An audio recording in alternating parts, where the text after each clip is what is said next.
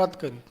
એટલે માળીએ કીધું આ સેવક જોડે વાત કરી. એટલે સેવકે કીધું ચોખાનું નિવેદ આપો, 2 અગરબત્તી કરો અને 1 ચવાણું મૂકો.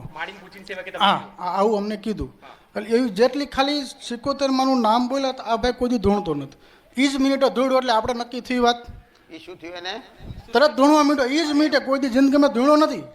એ જ મિનિટે ધૂણ્યો. આમ મોબાઈલ ખુલ્લો છે, સ્પીકરમાં અવાજ નામ સાંભળીને ધૂણવા માંડ્યો.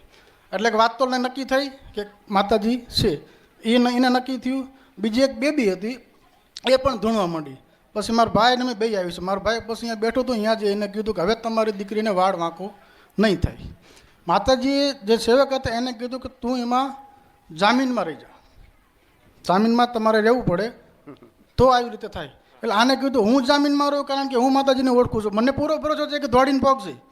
અને પહોંચી પહોંચી ગયા. અને બીજા નંબરમાં એ જે વેન્ટિલેટર માથે રાખેલી હોય ને ઇમરજન્સી વોર્ડમાં રાખેલી. પછી 48 કલાક પાછો ઘરે હતો. હું ઘરે આવતો રહ્યો. આ ભાઈ રાજકોટ હતો.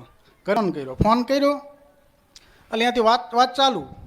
મેં કીધું ડૉક્ટર આવ્યા? હું કીધું ડૉક્ટરે રજા ક્યારે બહાર જનરલમાં ક્યારે લઈશી હશે તે મેં એને પૂછ્યું.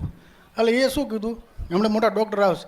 એટલે મેં એને એમ કીધું કે મોટા ડૉક્ટર અહીંયા નથી, મોટા ડૉક્ટર અહીંયા છે. કારણ કે જ્યાં કણે આપણે નિવેદ કરેલા ને એની બાજુમાં અમે ઊભેલા ઘરે.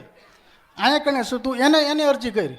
એને એમ કે મારા કાયમના 10,000 રૂપિયા 12,000 રૂપિયા બિલ આવે છે. જો બાવડું જાયલું હોય તો બહાર લઈ લી જનરલમાં.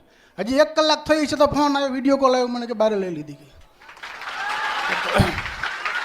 આવો પરચો ડબુડીમાં અહીંયાથી જ બતાવ્યો.